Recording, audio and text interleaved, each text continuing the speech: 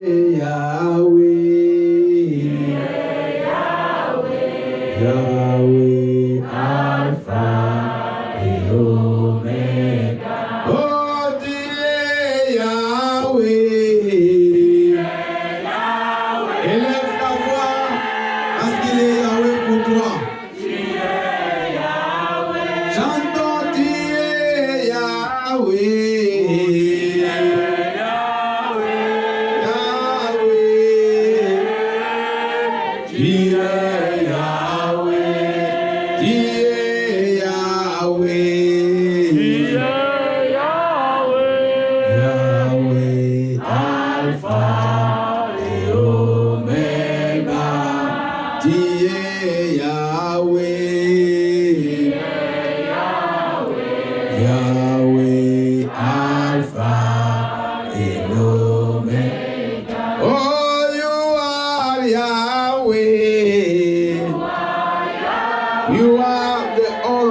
God. Hallelujah. Oh, you are Yahweh. You are Yahweh and Alpha and Omega. You are Yahweh. Yahweh, Alpha and Omega. You are Yahweh. You are Yahweh, Alpha and Omega. Oh, Zanzambe.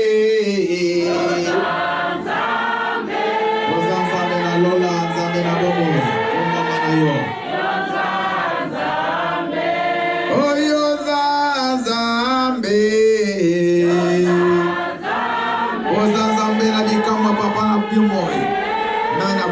Yo.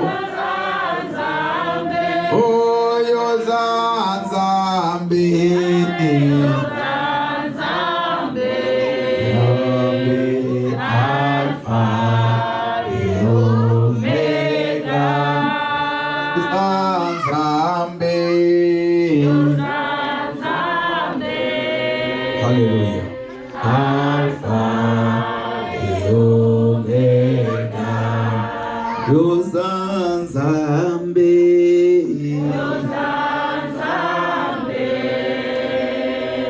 Alpha et Omega.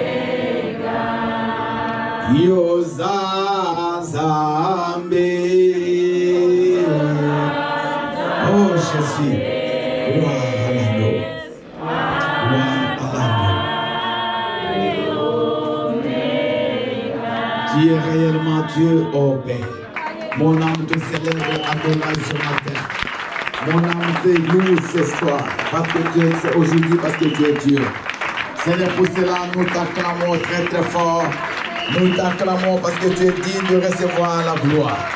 Tu es digne de recevoir l'honneur au siècle des siècles. Tu règnes, oh mon Dieu. Ton nom est grand, ton nom est fort. Ton nom est merveilleux, Jésus. Seigneur, nous contemplons ta gloire ce matin. Nous contemplons ta gloire et ta magnificence. Nous contemplons ta bonté, Seigneur. Nous contemplons tes merveilles.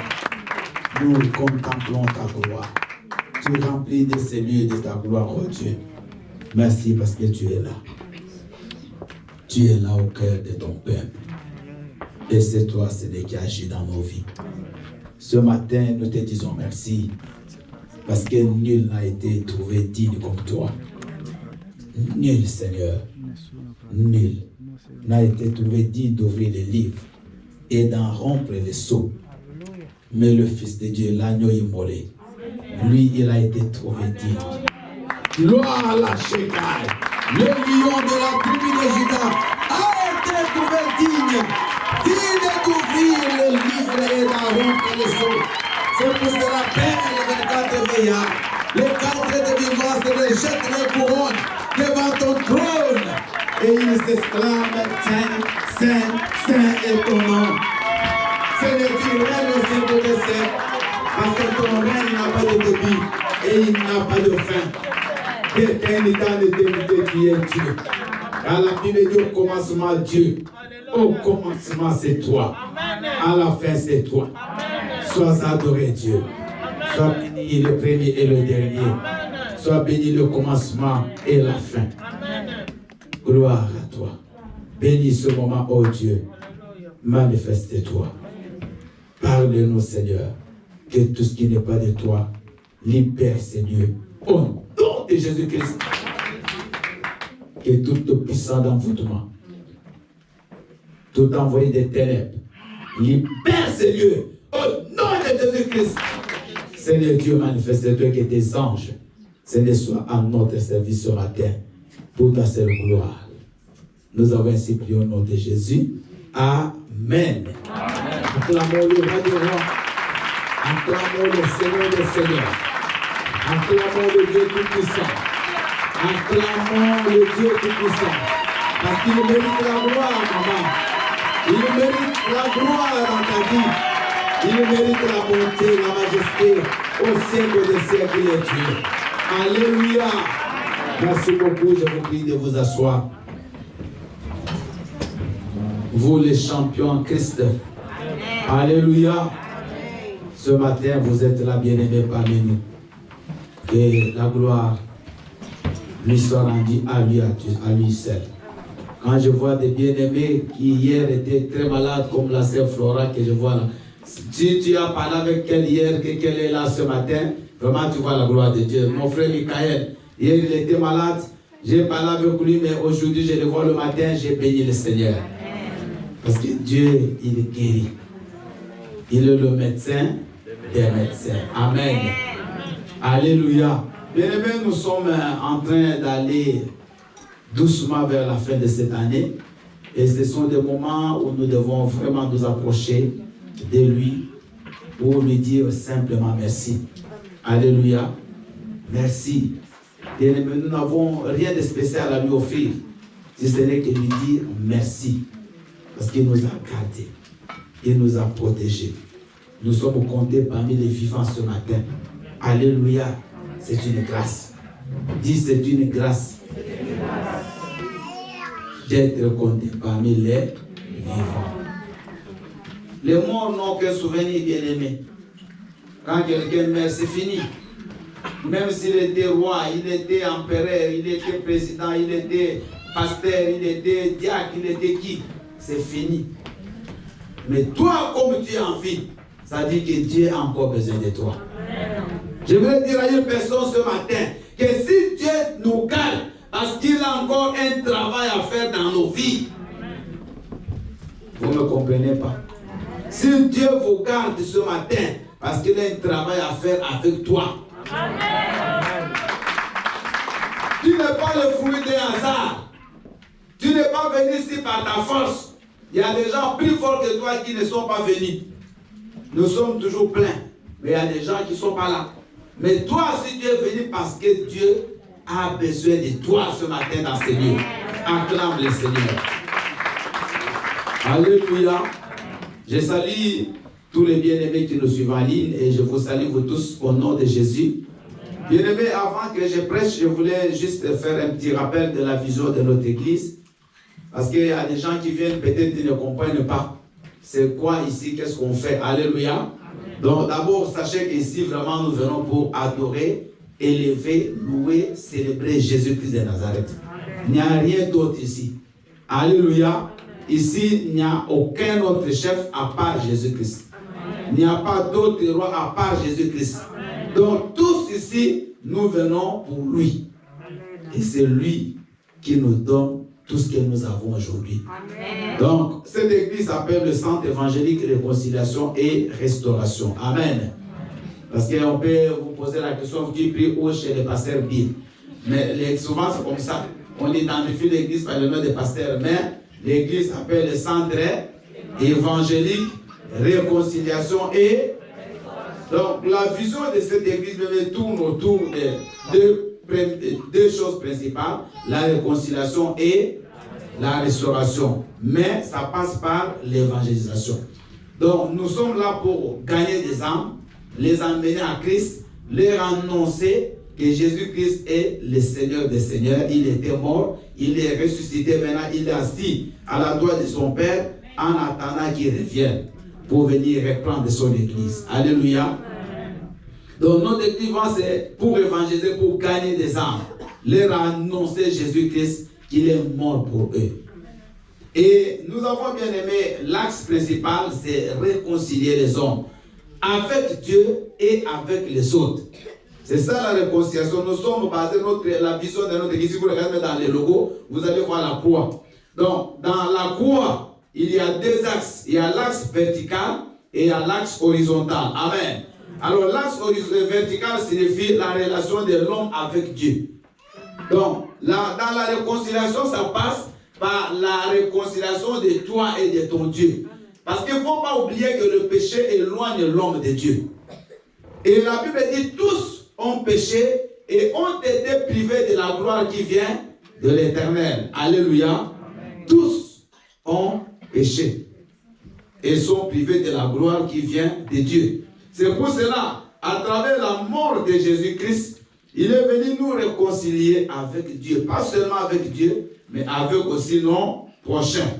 Donc, nous devons bien aimer faire beaucoup d'efforts dans la vie pour que nous puissions marcher en bon terme, être en bonne relation avec notre Dieu et être aussi en bonne relation avec les autres.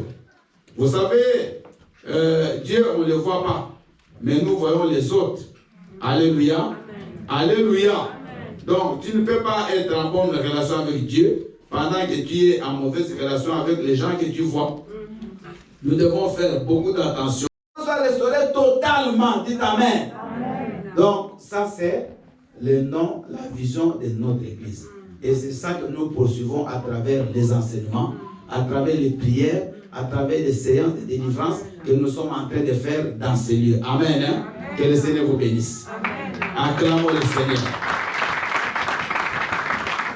Nous allons passer à notre message et vous remarquez-vous. Notre message de ce matin, bien aimé, c'est comment maintenir sa délivrance. Acclame le Seigneur. Alléluia. Ce message, le Seigneur me l'a donné ce matin.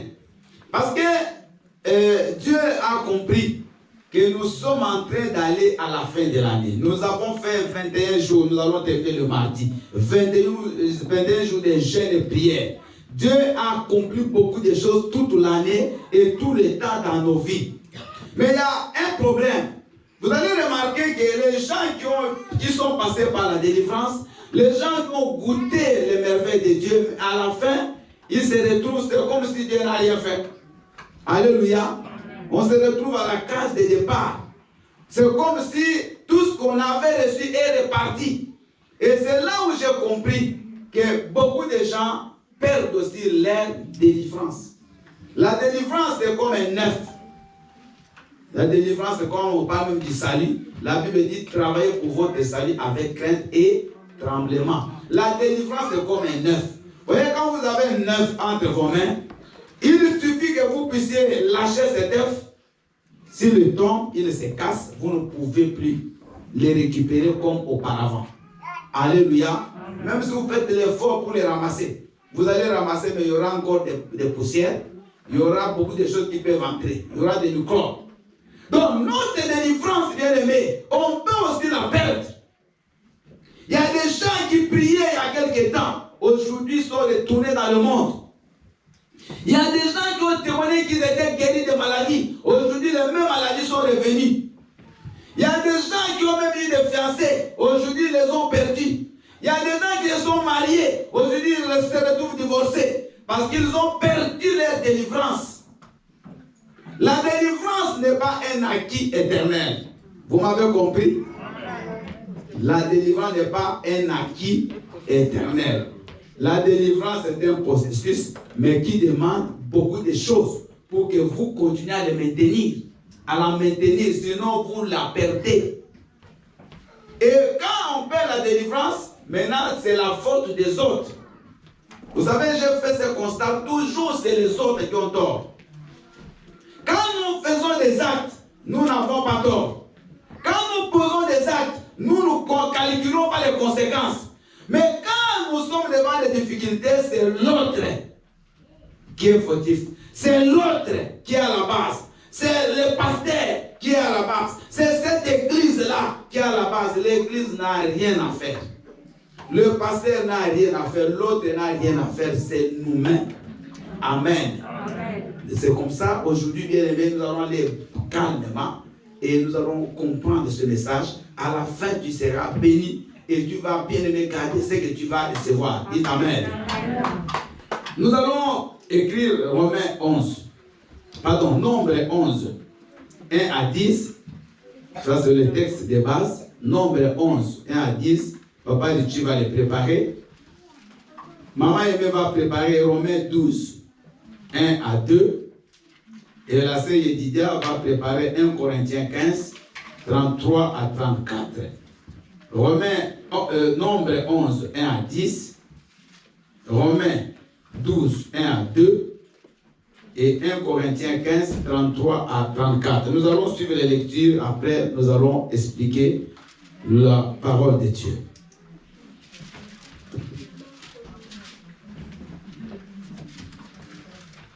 Nous lisons la parole de Dieu dans le livre de Nombre 11, 1 à 10. Le peuple murmura et cela déplut aux oreilles de l'Éternel. Lorsque l'Éternel l'entendit, sa colère s'enflamma. Le feu de l'Éternel s'alluma parmi eux et dévora l'extrémité du camp. Le peuple cria à Moïse. Moïse pria l'Éternel et le feu s'arrêta. On donna à ce lieu le nom de Tabéra, parce que le feu de l'Éternel s'était allumé parmi eux. Les ramassis de gens que se trouvaient au milieu d'Israël furent saisis de convoitise, et même les enfants d'Israël recommencèrent à pleurer et dire: qui nous donnera de la viande à manger? Nous nous souvenons des poissons que nous mangions en Égypte et qui ne nous coûtaient rien. Des concombres, des melons, des poireaux, des oignons et des oles. Maintenant, notre âme est desséchée, plus rien. Nos yeux ne voient que de la manne. La manne ressemblait à de la graine de coriandre et avait l'apparence du bdellium. Le peuple se dispersait pour la ramasser. Il la broyait avec des meules ou la pilait dans un mortier. Il la cuisait au pot et en faisait des gâteaux. Elle avait le goût d'un gâteau à l'huile. Quand la rosée descendait la nuit sur le camp, la manne y descendait aussi. Au verset 10, Moïse entendit le peuple qui pleurait, chacun dans sa famille et à l'entrée de sa tente. La colère de l'Éternel s'enflamma fortement. Parole de Dieu. Acclamons la parole du Seigneur. Nous allons suivre Maman Aimée dans Romains 12, 1 à 2. Alléluia. Amen. Nous lisons la parole de Dieu dans le livre de Romains, chapitre 12, versets 1 à 2. Je lis au nom de Jésus. Amen. Je vous exhorte donc, frères, par les compassions de Dieu, à offrir vos corps comme un sacrifice vivant, saint, agréable à Dieu, ce qui sera de votre part un culte raisonnable. Ne vous conformez pas au siècle présent, mais soyez transformés par le renouvellement de l'intelligence, afin que vous discerniez quelle est la volonté de Dieu, ce qui est bon, agréable et parfait. Parole du Seigneur. Amen. Acclamons la parole du Seigneur. Nous allons suivre notre sœur Yedidia pour la dernière lecture, 1 Corinthiens 15, 33 à 34. Je lis la parole du Seigneur. Seigneur dans le livre de Corinthiens, le chapitre 15, le verset à partir de 33 à 34. Amen. Ne vous y trompez pas, les mauvaises compagnies corrompent les bonnes mœurs. Revenez à vous-même comme il est convenable, et ne péchez point, car quelques-uns ne connaissent pas Dieu. Amen. Je le dis à votre honte, parole du Seigneur. Alléluia. Acclamons la parole du Seigneur. Bien-aimé, ce matin, Dieu va me parler. Il va aussi te parler. Alors, suivons bien ce message. Comment maintenir sa délivrance? Le peuple d'Israël a vécu en Égypte pendant 400 ans esclaves. Ils ont été maltraités, assujettis. Ils étaient bien aimés sans valeur, sans rien, sans mot, sans droit. Ils n'avaient que des obligations. Ils ne pouvaient prétendre à rien. Ils ne pouvaient rien réclamer. Ils étaient bien aimés avilis. C'est-à-dire qu'ils n'étaient pas des hommes. Ils étaient considérés comme des sous-hommes. Un esclave n'a aucun droit. Un esclave ne peut prétendre à rien. Un esclave, on ne peut pas lui dire merci. Un esclave, on ne peut pas le féliciter. Quel que soit ce qu'il peut faire, il reste esclave. 400 ans, bien aimés, 4 générations sont passées par là. 4 générations. Les grands-parents étaient esclaves. Les parents esclaves. Les enfants esclaves. C'est tout ce qu'ils ont connu pendant tous ces temps. Souffrance sur souffrance. Et c'est ça que nous étions bien aimés. C'est ça que tu étais avant que tu connaisses Christ. Tu étais esclave du péché. Tu étais esclave des ténèbres. Tu étais esclave de la coutume. Tu étais esclave des totems de ta famille. Tu n'avais aucun pouvoir sur toi-même. Tout ce que tu faisais était dicté par les forces des ténèbres. Alléluia. Amen. Tu as vécu une vie où aujourd'hui, quand tu regardes, tu ne comprends pas que c'est toi qui as fait ces choses. Tu as vécu dans une vie de prostitution, une vie de mensonges. Tu étais toujours dans les bagarres. Tu étais toujours dans les bars. Tu étais un soulard, un ivrogne. Tu étais dans beaucoup de femmes, dans beaucoup d'hommes.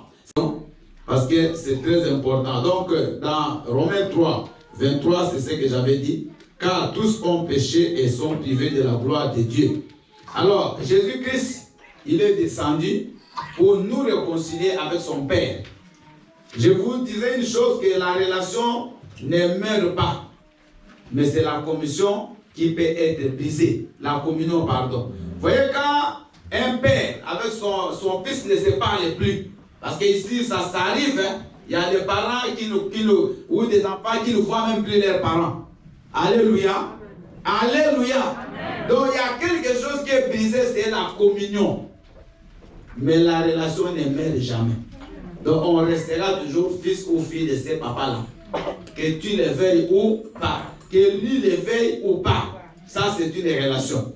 Et la communion, par contre, elle peut être brisée par un mauvais comportement, par peut-être une maltraitance, par un rejet d'un parent. Et la communion peut être brisée avec son fils ou avec sa fille. Mais, par la réconciliation, nous pouvons remettre cette relation-là et cette communion-là qui a été brisée. Donc, Christ nous a réconciliés avec son Père parce que nous avions brisé cette communion avec son Père par le péché. Amen. Maintenant, entre nous aussi, nous devons toujours nous réconcilier. Quand tu as un problème avec ton frère, il ne faut pas attendre la fin de l'année pour te réconcilier. Va vers ton frère, demande-lui pardon. La réconciliation passe aussi par les familles. Alléluia. N'oubliez pas que la puissance de l'église, ça vient aussi par les familles.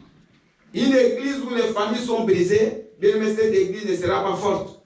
Parce que dans l'église, nous reflétons ce qui vient de nos maisons. Que personne ne vous trompe. Tout ce que vous pouvez faire ici, c'est le reflet de ce que vous êtes chez vous. Amen. Hein? Donc une famille où les parents ne s'entendent pas, les enfants avec les parents ne s'entendent pas, à l'église, on verra aussi cela. Donc nous devons nous réconcilier aussi avec nos familles, avec nos frères, avec nos sœurs, avec nos maris, avec nos femmes, avec nos enfants et avec les bien-aimés qui prient avec nous, même ceux qui ne prient pas avec nous. Ça, c'est la réconciliation. Alors, le deuxième axe, c'est la restauration. Vous savez, l'homme est tripartite. En l'homme, il y a le corps, ça, la chair, il y a l'âme, le siège des émotions, le siège des sentiments, et il y a aussi l'esprit, c'est la partie divine en nous, la partie qui est en relation avec Dieu. Amen. Alors, quand nous sommes dirigés par le monde des ténèbres, quand nous sommes détruits par ce que nous vivons dans ce monde, nous détruisons également l'âme, nous détruisons l'esprit, nous détruisons notre corps. Alors, par la mort de Jésus-Christ, il y a ce qu'on appelle la restauration qui a été faite. Donc, Jésus-Christ vient te rendre comme à l'état initial où Dieu t'avait créé dans le jardin d'Éden. Amen. Donc, quand on vient à Christ, il faut qu'on passe par une restauration totale. S'il y avait des choses qui étaient détruites dans ta vie, il faut qu'on voit ces choses-là ressusciter, redevenir normales. Si c'est un pomme de santé, il faut que la santé redevienne bonne. Si c'est un mariage qui était cassé, il faut que tu te remaries ou que tu te réconcilies avec ton ex.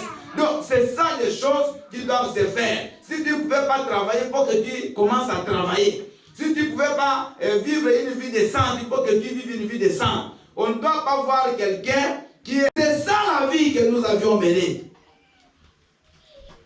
Un menteur hors cadre. Un voleur qualifié. On a fait des choses. Aujourd'hui, quand des fois tu t'assois, c'est moi qui ai fait ça. Quand tu étais dans le bar, tu étais le meilleur danseur. Tu as fait des choses qui ont eu, tu as même fait honte à tes enfants. Tu as fait honte à ta famille. Mais par la grâce, sans que tu fasses l'effort, Dieu t'a sauvé. Amen. Il t'a pris de l'Égypte. Il t'a sorti. Et il est en train de te conduire vers ta destinée. Dieu t'a ramassé, maman, dans la boue. Il t'a ramassé, il t'a lavé par le sang de Jésus. Aujourd'hui, tu as de la valeur. Aujourd'hui, les gens te considèrent. Aujourd'hui, quand tu passes, les gens peuvent s'arrêter et te dire merci madame, bonjour madame. Avant, on ne pouvait même pas t'appeler madame. On ne veut même pas t'appeler monsieur. On a regardé cet individu-là. Regarde cet escroc. On te pointait les doigts. Mais aujourd'hui, on te respecte. Parce qu'il y a un travail que Jésus-Christ a fait dans nos vies. Amen. Il nous a ramassés. Nous qui étions des pécheurs, qui étions perdus, maman. Mais Dieu nous a repris. Amen. La Bible dit nous sommes sauvés par la grâce. Au moyen de la foi. Cela ne vient pas de nos œuvres. Cela ne vient pas de ce que tu crois faire. Non. Alléluia. C'est comme ça que Dieu a fait avec les enfants d'Israël. Il a parlé à Moïse quand il était bien aimé dans le désert de Madian, à travers un buisson ardent. Il dit Moïse, je suis le Dieu d'Abraham, d'Isaac et de Jacob. J'ai vu la souffrance que font endurer les Égyptiens, mon peuple.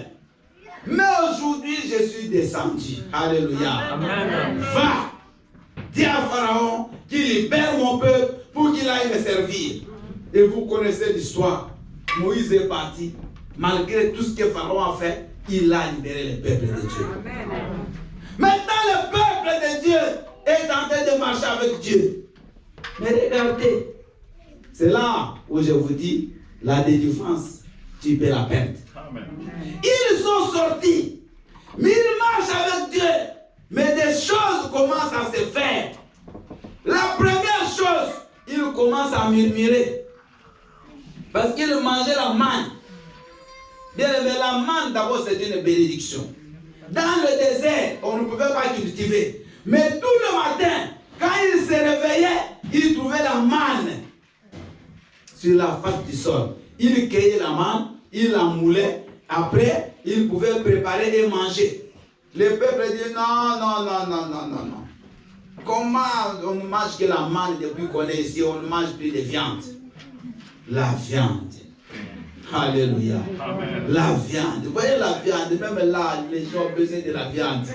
J'ai entendu les conversations des gens, papa, moi, dès que je fais les jeunes, les légumes, je les jette. La viande. Alléluia. La viande, ce n'est pas commencer avec vous. Les enfants d'Israël ont dit, mais on ne mange plus la viande. Mais qu'est-ce qui est bien aimé dangereux? Ils commencent à regarder en Égypte. Et qui regardaient devant, ils vont tourner encore de là où ils étaient venus. Oh bien aimé, la repentance, la conversion signifie un demi-tour. Quand on tournait le dos. On a dansé ici. Il s'est détournant de lui. Il a tourné le dos. Bien aimé, quand tu marches avec Dieu, ne regarde plus derrière. Ne regarde plus ton ancienne vie. Oh non, avant, quand je n'avais pas Jésus, je pouvais sortir avec des hommes et j'avais l'argent. Aujourd'hui, je ne peux plus faire ça. Je souffre, c'est la pauvreté. Les murmures, les regrets, tu risques de rester dans le désert. Je vous dis, frère, tu risques de ne pas entrer dans la terre promise. Avant, on me donnait des cadeaux. On payait mon loyer. Mais là, il faut que je paye moi-même. Ça, c'est la viande. Alléluia. Les loyers là qu'on te paye, c'est ça la viande. Beaucoup de gens vivent bien avec les décrets. Il est en train de prier, mais dans son cœur, il regrette les anciens copains. D'ailleurs, quand j'étais avec l'autre, il compare avec celui qui est aujourd'hui. L'autre me donnait des cadeaux. L'autre me faisait ceci. Pourquoi il ne t'a pas épousé? Pourquoi tu n'es pas resté avec lui? Alléluia. Alléluia. C'est lui qui t'a épousé, même s'il ne te donne pas, loue le Seigneur. Un jour, il va te donner. Parce que tu vas te donner plus que ce que l'autre là te donné. Parce que lui t'a donné, mais il ne t'a pas honoré. Alléluia. Alléluia. Écoutez, il ne faut pas jouer. La vie, sois content de ce que tu as. Donc ici, c'est le souvenir qui les a tués. Bien aimé, quand Dieu a dit ça, Dieu a dit, mais ces gens, ils sont des ingrats. Tout ce que Dieu a fait pour eux, je les ai sortis de l'esclavage. 400 ans.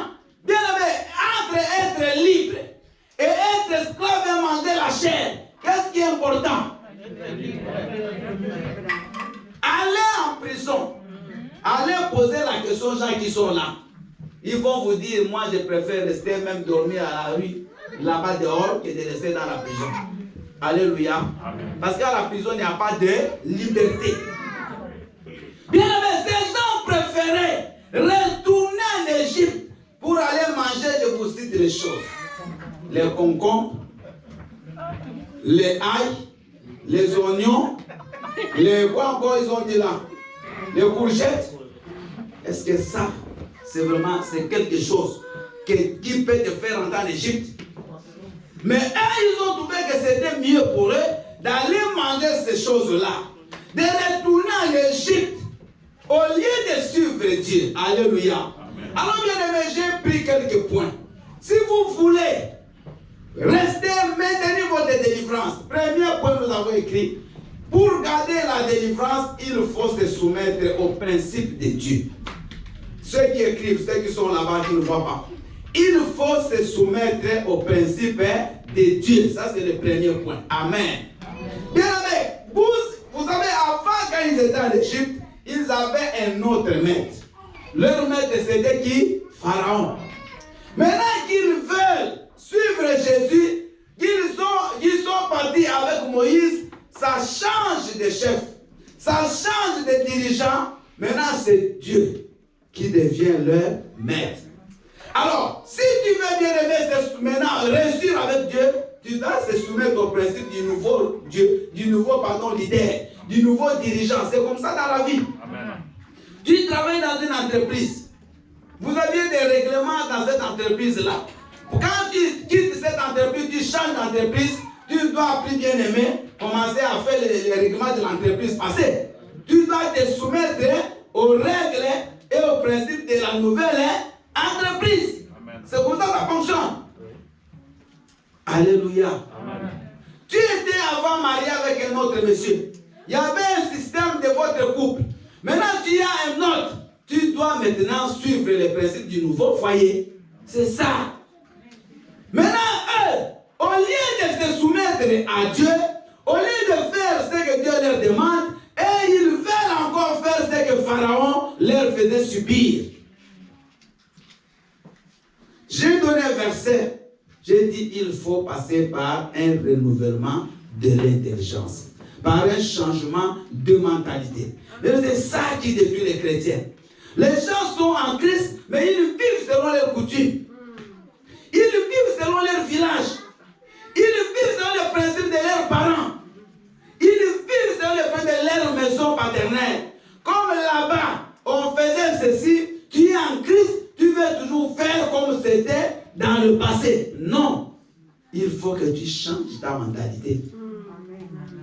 Tu n'es plus celui que tu étais hier. 2 Corinthiens 5, 17 le dit. Celui qui est en Christ devient une nouvelle créature. Quand j'étais dans le monde, j'allais te casser la mâchoire.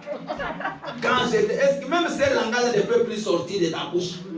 Parce que tu n'es plus dans le monde. Tu as la chance.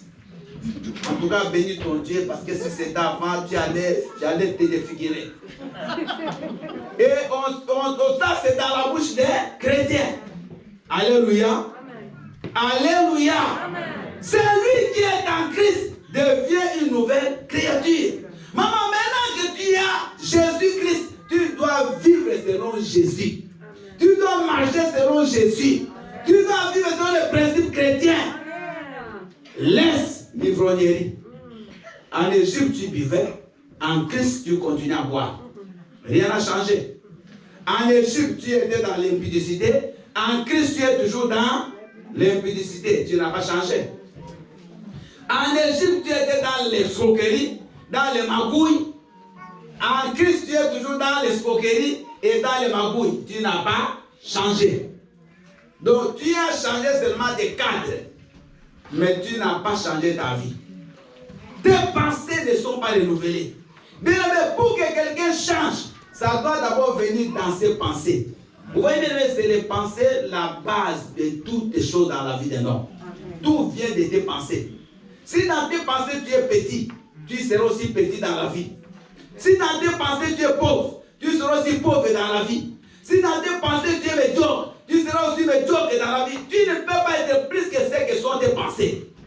Personne ne vous trompe. Toutes les personnes qui sont grandes, bien aimées, ils sont d'abord grands dans leurs pensées. Vous allez voir des gens qui n'ont même pas de diplôme, mais ils sont grands dans la vie. Ils sont grands dans la société. Ils ont des entreprises, ils commandent des universitaires. C'est dans leur... Mais vous allez voir des universitaires petits. Quand on dit petit, ce n'est pas en taille. Petit dans la vie. Parce que dans les pensées, malgré les diplômes, mais les pensées sont des petits. Amen. Vous allez voir des gens qui vivent dans la médiocrité. Parce que dans leurs pensées, ils sont médiocres.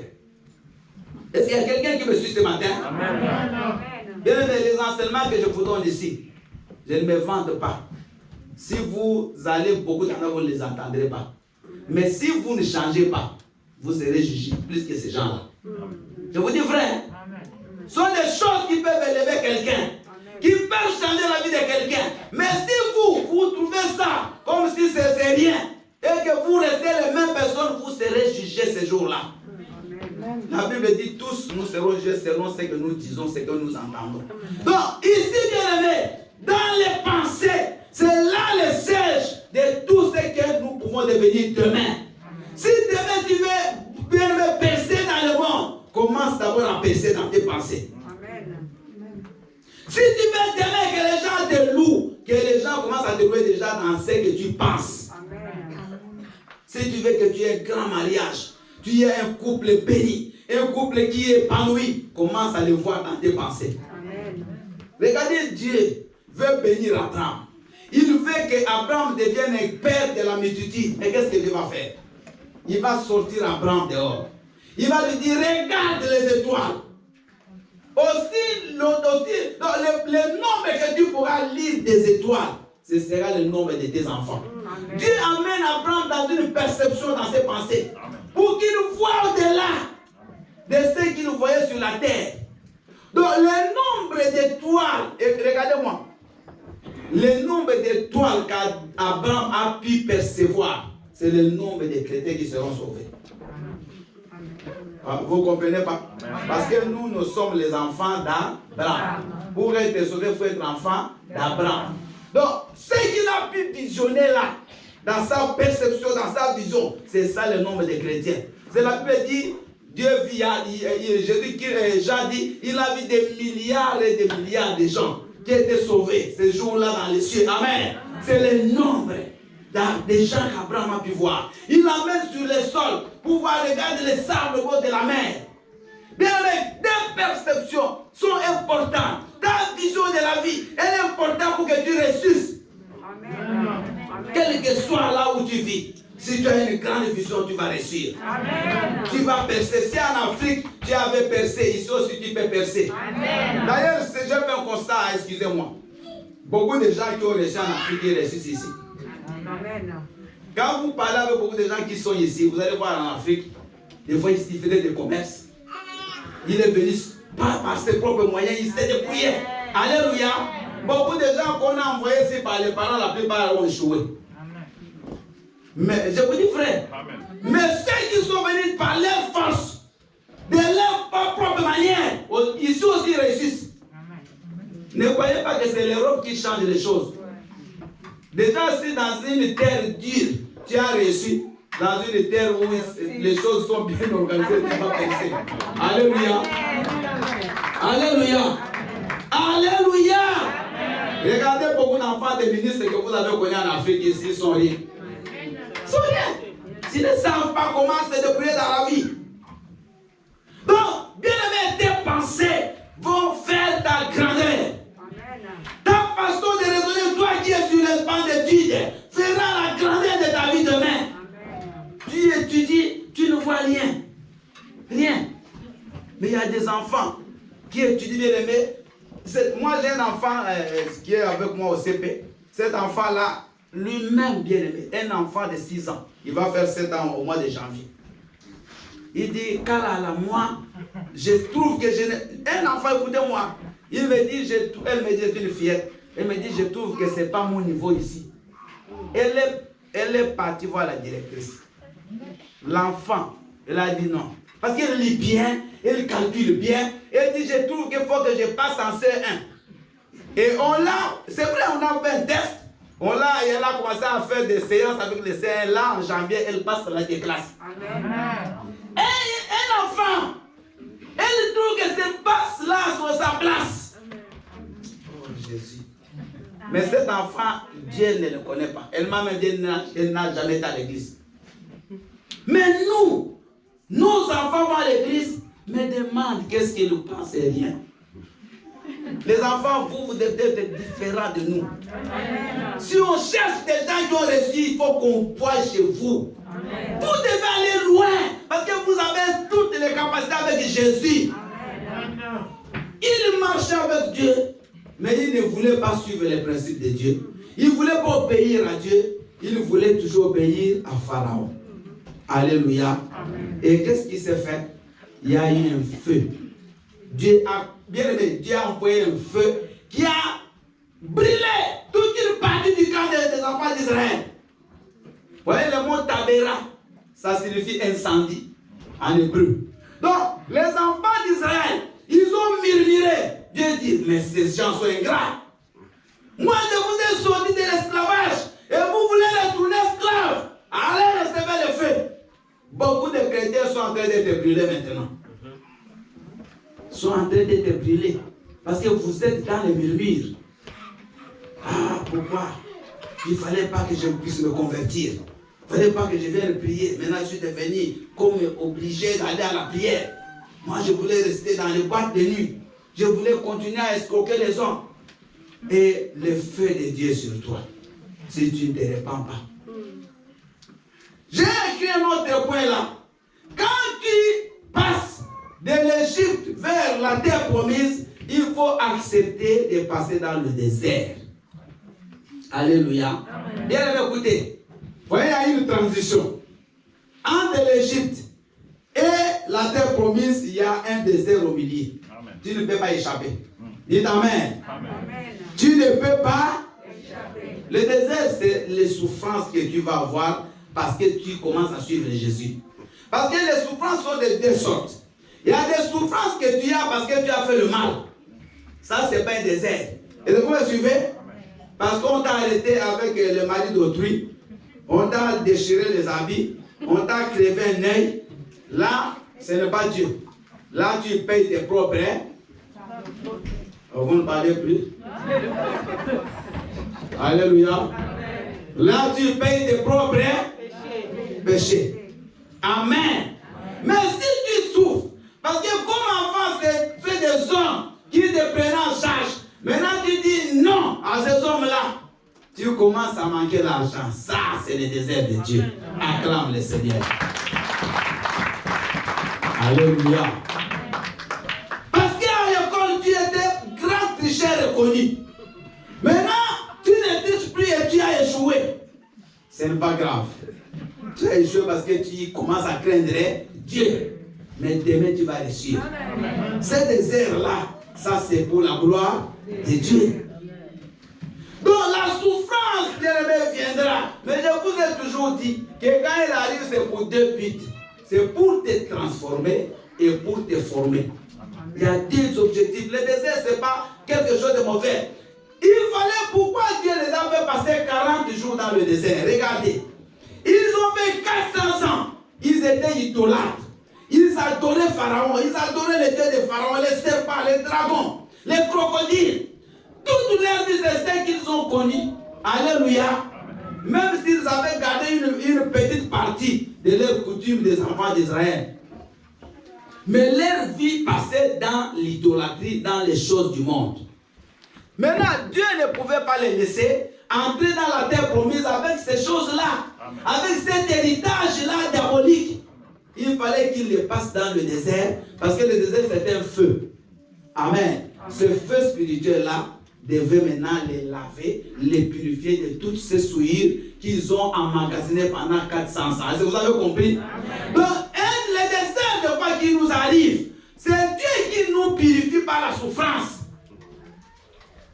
Dieu nous lave bien par les douleurs que nous sommes en train d'endurer. Parce que Dieu demain il fait te sortir, comme j'ai prêché la fois passée, comme un vase maintenant qui est passé par le feu. Amen. Un vase qui est maintenant bien taillé. Amen. Un vase qui est bien modélé. Quand tu vas sortir, tu vas commencer à briller. Mais tu dois passer par le désert. Amen. Alléluia. C'est normal. Tu mangeais par la tricherie. Tu mentais à l'État. C'est comme ça que ça venait partout, ça traîne. Maintenant, tu as dit la vérité. Toutes les portes sont fermées. Alléluia. Amen. Toi qui s'est retrouvé avec 2000 € sans avoir travaillé, tu te retrouves avec rien. Tu vas voir, tu regardes dans ton compte, rien. Zéro. Mais tu vas souffrir. Peut-être que tu ne vas pas payer le loyer. Peut-être que tu ne vas pas acheter à tes enfants la nourriture, mais ce n'est pas grave. Tu souffres parce que tu as dit quoi? La vérité. Alléluia. Amen. Alléluia. Amen. Il est vivant. Il est ressuscité. Tu t'engages dans une relation de mariage, de fiançailles. Tu as 2 enfants que tu as cachés. Maintenant après, tu dis non. Parce que cet homme-là, il croyait que je vais épouser une femme parce qu'elle n'a pas d'enfant. Amen.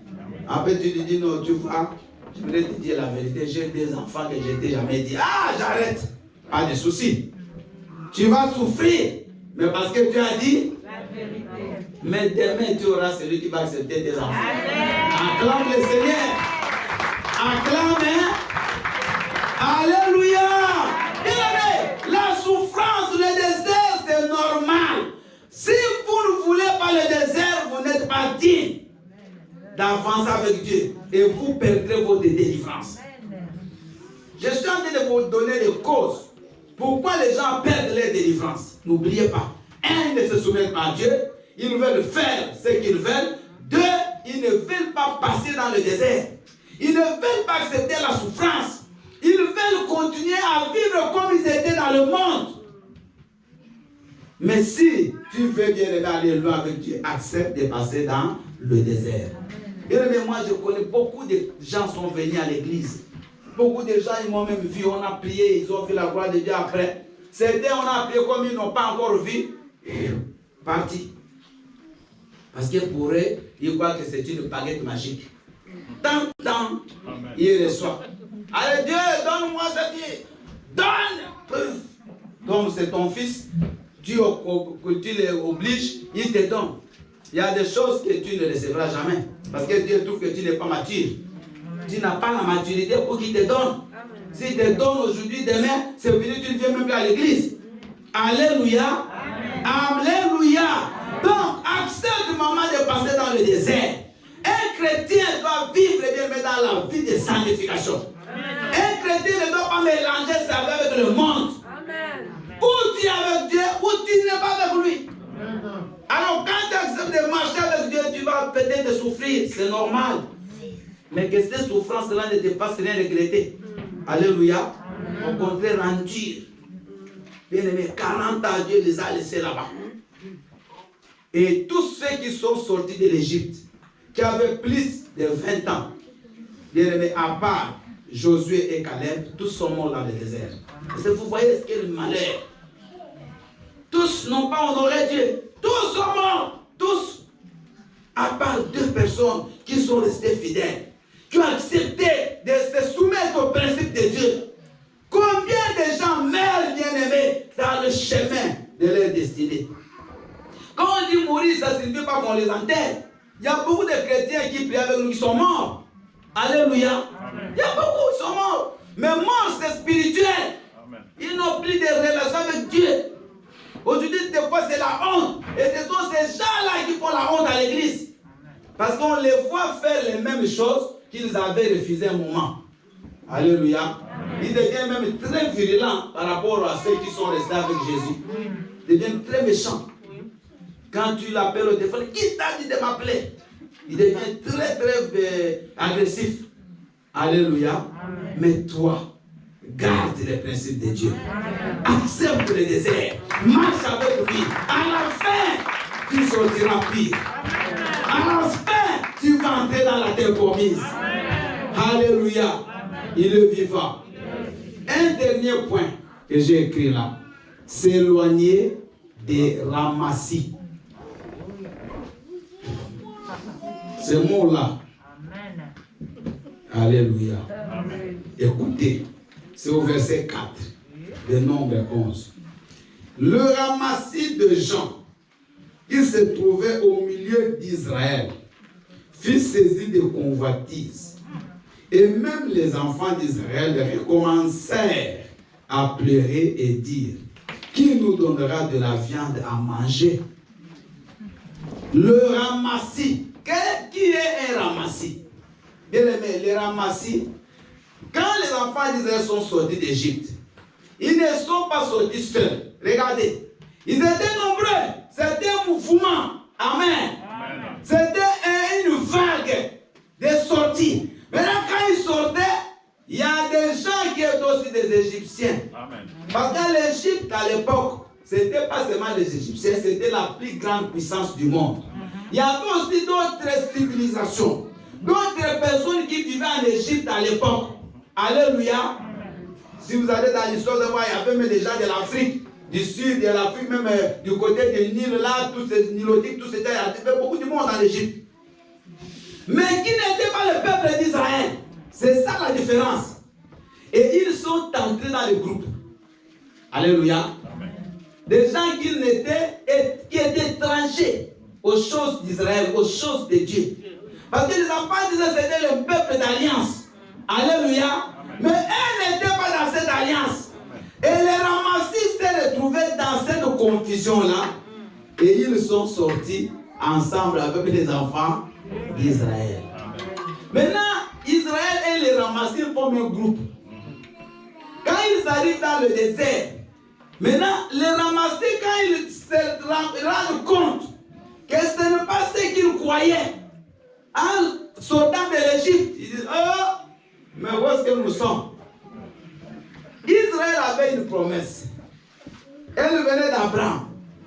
que ton peuple, après 400 ans d'esclavagisme, il sortira les mains levées et ils iront me servir. Ils iront dans la terre promise. Dieu avait déjà dit ça à Abraham. Alléluia. Quand vous regardez l'histoire, vous allez voir là où Abraham avait fait les sacrifices et où Dieu a sauté la sentence. Mais eux n'étaient pas dans cette alliance. Eux ne connaissaient rien. Mais ils se retrouvent dans le groupe. Et aussi c'était là. Quand Marie a commencé à faire de la louange à la sortie de la mer Rouge, ils ont aussi dansé. Mais à un moment donné, ils sont devant la réalité. Ils disent, où est-ce que nous sommes? Mais c'est le dessert. Mais la viande qu'on mangeait, on ne la mange plus. C'est les ramassis là qui étaient l'épine pour les enfants d'Israël. C'est à cause du ramassis que des milliers d'enfants ne sont jamais entrés dans la terre promise. C'est les ramassis qui ont influencé Aaron à faire les veaux d'or. C'est à cause d'eux qu'Aaron n'est pas entré. C'est à cause d'eux que Myriam n'est pas entré. C'est à cause d'eux que Moïse n'est pas entré. C'est à cause d'eux que seulement Josué et Caleb sont entrés dans la terre promise. Tous ceux qui avaient plus de 20 ans sont morts à cause de ces ramassis-là. Bien aimés, attention aux ramassis. Les ramassis sont dans les églises. Mais c'est vrai. Le ramassis, c'est quelqu'un qui n'a jamais donné sa vie à Christ. Mais il se retrouve dans l'église. Il est venu par l'engouement. Vous voyez, à des églises, vous allez voir 10 000 personnes. Les gens viennent en masse. Alléluia. Parce que la foule attire aussi la foule. Quand il y a du monde, les gens viennent, mais il y a des gens qui viennent sans comprendre. Parce qu'il y a un mouvement là-bas. Parce qu'il y a beaucoup de bonnes choses. Les gens viennent pour danser, ils viennent pour entrer dans le groupe. Maintenant, quand ils arrivent, comme ils ne sont pas passés par la porte, parce que la porte c'est Christ, ils sont entrés par la fenêtre. Maintenant, quand ils vont se servir devant le désert, mais où suis-je? Maintenant, ils commencent à troubler les autres. C'est ces gens-là qui ont commencé à inciter les autres à la rébellion. C'est eux qui ont commencé à amener les murmures. Il y a des gens comme Dathan, Abiram, ce groupe de gens-là, qui étaient déjà en Égypte des inspecteurs. Et parmi les ramassis, il y avait aussi des enfants d'Israël. Alléluia. Qui en Égypte avaient de bonnes positions. Bien, vous savez même quand dans nos pays, entre guillemets, excusez le terme, quand il y avait la colonisation, il y avait ce qu'on appelait des évoliers. Donc ils sont des autochtones, mais évoliers. Ils avaient étudié à l'époque et ils avaient un statut un peu particulier par rapport aux autres colonisés. Amen. Peut-être que ton père, il était évolier, non? À l'époque, avant l'indépendance. Évolier, c'est-à-dire, lui il vivait dans les quartiers entre les colonisateurs et les colonisés. Tu vois? Comme à Kinshasa, entre Pont Kabila. C'était le quartier des évoliers. Ces gens-là, maintenant, quand ils se retrouvent, et ils avaient des avantages, maintenant ils se retrouvent sans avantages. Ah, non, mais ce n'est pas la vie que j'ai menée en Égypte. Les Égyptiens, bien aimés, ils sont restés. Beaucoup sont morts, mais les ramassis sont passés. Les ramassis peuvent passer dans les trous du filet. Ils se retrouvent aussi en train de faire le travail de Dieu. Bien aimés, suivez-moi. Regardez-moi tous. Ils se retrouvent aussi dans l'œuvre de Dieu. Il a aussi des grades. Il peut aussi être apôtre. Il peut être aussi pasteur, docteur, enseignant. Il peut aussi être diacre, maman protocole. Il peut être maman des finances. Il peut être maman du social, papa de je ne sais pas de quoi, de sécurité.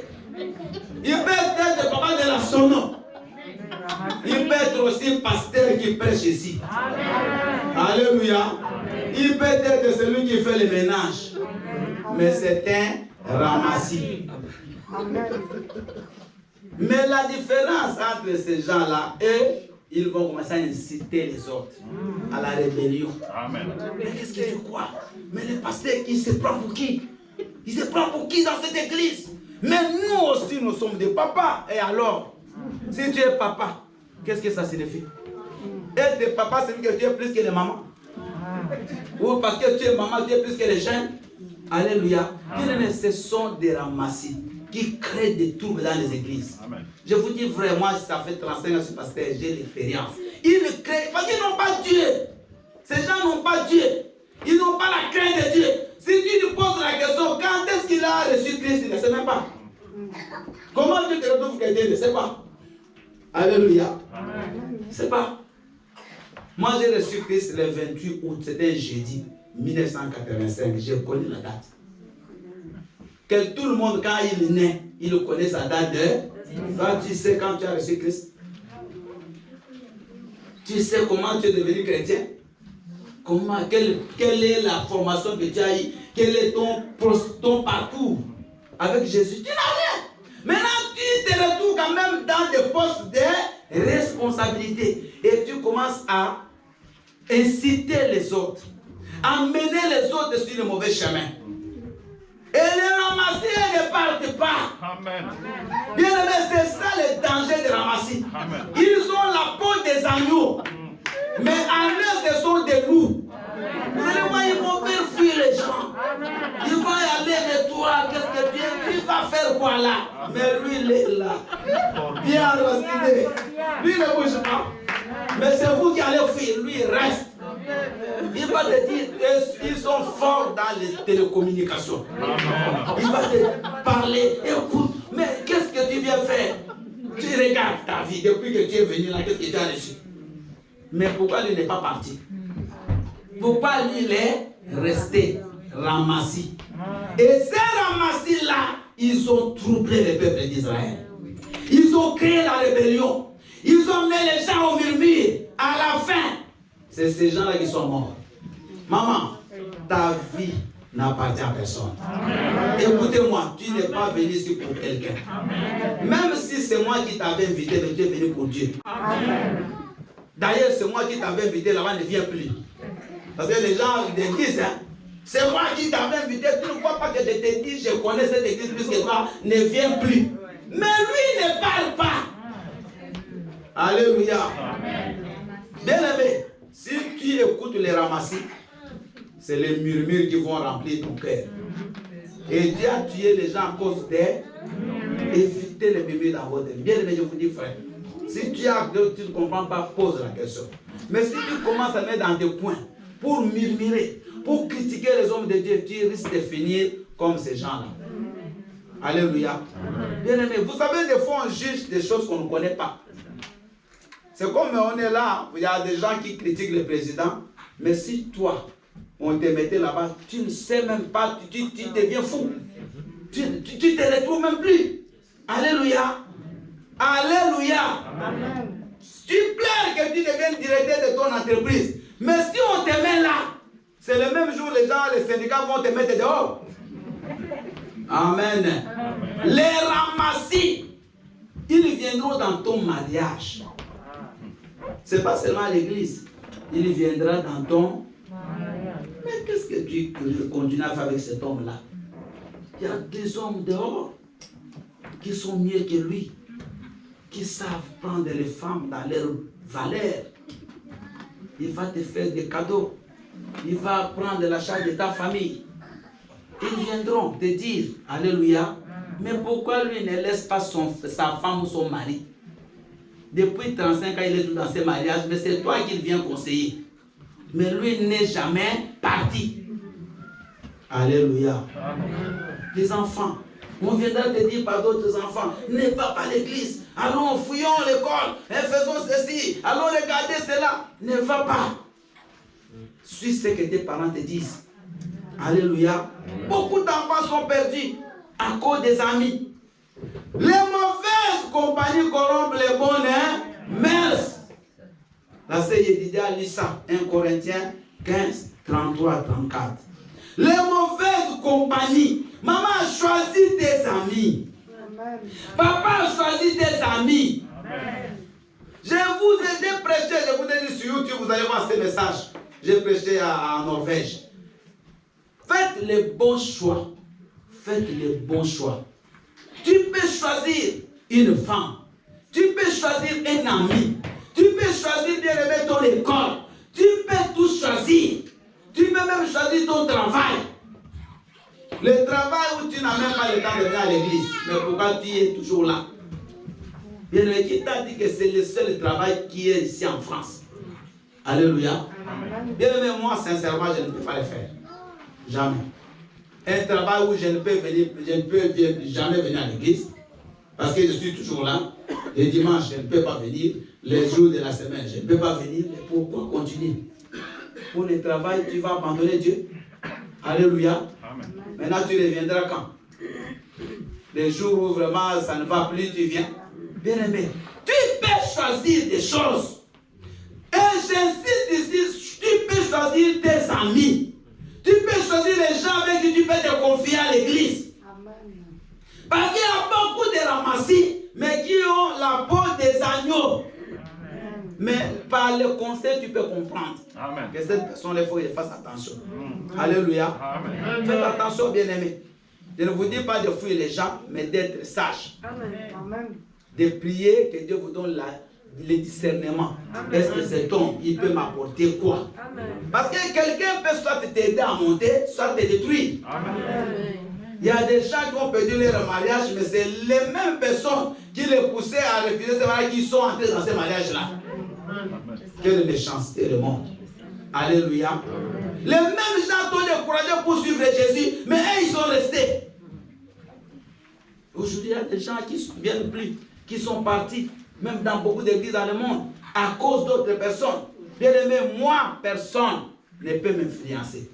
Parce que mon salut ne dépend de personne. Quand j'ai reçu Christ, personne n'était là. J'étais seul. D'ailleurs, la personne qui m'a amené à Christ, elle est décédée. C'était un ami à moi qui m'a amené à Christ. Il est décédé. C'est un pasteur. Alléluia. Pourquoi je vais t'écouter, toi, qui veux me détruire? Après avoir servi Dieu beaucoup d'années comme ça, je vais le laisser à cause de toi, à cause de tes conseils. Alléluia. Non. Bien aimé, les ramassis ont détruit les enfants d'Israël. Les ramassis ne sont pas finis. Ils sont là, partout ils existent. Dans toutes les églises, il y a des ramassis. Alléluia. Amen. Je suis dur aujourd'hui, on dirait. Non. Gloire à Dieu. Amen. Mais je sais qu'ici, il n'y a pas de ramassis. Amen. Au moins que tu te mettes dans la peau des agneaux, mais quand même, si tu les échanges aujourd'hui avant de sortir ici, elle devient agneau. Parce que demain, si tu reviens ramasser la porte, tu ne vas pas entrer. Amen. Vous avez fait une prière. On va bloquer la porte spirituellement à tous les ramassis. Amen. Alléluia. Amen. Demain, je te dis, demain tu ne sauras plus revenir ici. Amen. Parce que les ramassis sont dangereux. Ce sont des gens très dangereux dans les églises. Et vous savez, bien aimé, pour terminer, c'est la parabole que Jésus-Christ a donnée entre l'ivraie et le blé. Alléluia. Amen. Jésus a dit, il y a un semeur qui est sorti la journée, il a semé le blé. Et la nuit, pardon, le matin, quand il arrive, il trouve que, mais il n'y a pas seulement le blé, il y a aussi l'ivraie. Il pose la question, mais qui a semé l'ivraie? Moi, je n'ai pas semé l'ivraie. L'ivraie, c'est la mauvaise herbe qui détruit le blé. Amen. Amen. Son serviteur lui dit non. Il y a le malin, il y a le méchant qui est venu la nuit, il a semé l'ivraie. Maintenant, il voulait couper, on lui dit non, laisse. Parce que si tu les coupes, l'ivraie et le blé, quand ils sont jeunes, ils se ressemblent. Alléluia. Amen. Mais laisse-les grandir ensemble. À la maturité, tu sauras vraiment distinguer que ça c'est le blé et ça c'est l'ivraie. Après, on pourra couper l'ivraie pour le jeter dans le feu. C'est ça qui se passe. Vous allez voir les méchants et les bons, ils grandissent ensemble. Ils sont aussi à l'église, ils peuvent aussi faire 30 ensemble. Mais avec le temps, on va commencer à voir que ça c'est un méchant. Ça c'est un faux frère. Il peut même faire 30 ans en Christ. Mais on va commencer à le déceler. Vous allez voir quelqu'un qui est en Christ, qui a fait longtemps, mais il est dans les publicités. Alléluia. C'est un frère, il sort avec les sœurs. C'est des gens qui viennent, ils ne viennent pas pour prier, ils viennent pour chercher des femmes. Ils viennent pour chercher des hommes. Alléluia. Mais tu ne vas pas évoluer. Tes yeux seront toujours comme ça. Quand tu regardes